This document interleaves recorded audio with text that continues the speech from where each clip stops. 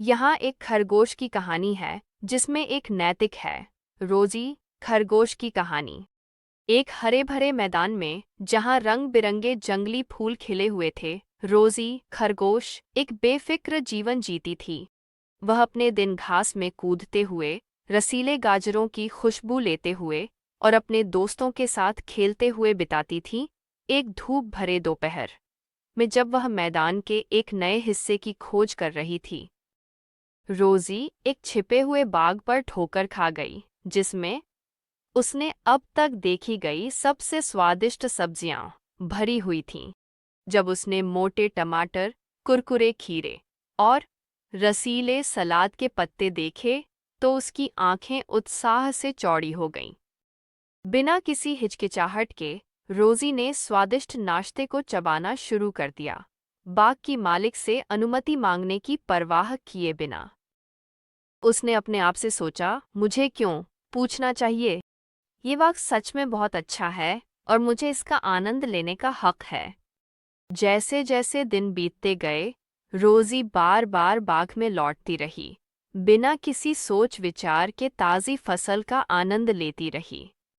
लेकिन एक दिन, जब वह एक खास मोटे गाजर को चबाने में लगी थी, उसने अपने पीछे एक नरम आवाज़ सुनी।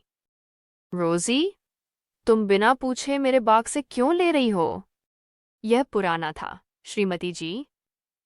मिसेस ऑल, बाग की बुद्धिमान और दयालु मालिक। रोजी को अपराध बोध का एक झटका लगा और उसने अपने पंजों की ओर देखा, शर्मिंदा होकर। मुझे खेद है, एमआर। सभी।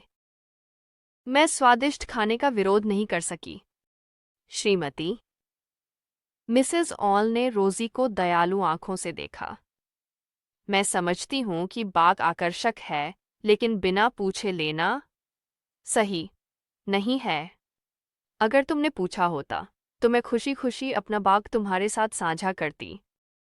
रोजी को एक सबक मिला। धन्यवाद मिसेस ऑल, मैडम। सभी। मैं वादा करती हूं कि हमेशा पूछूंगी, पहले कुछ लेने से पहले जो मेरा नहीं है। उस दिन से रोजी श्रीमती से मिलने जाने लगी।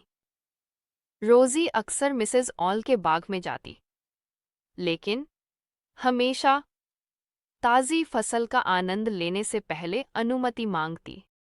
उसने सीखा कि दूसरों की संपत्ति का सम्मान करना और अनुमति मांगना एक दयालु और जिम्मेदार दोस्त होने का एक महत्वपूर्ण हिस्सा है। कहानी की सीख। रोजी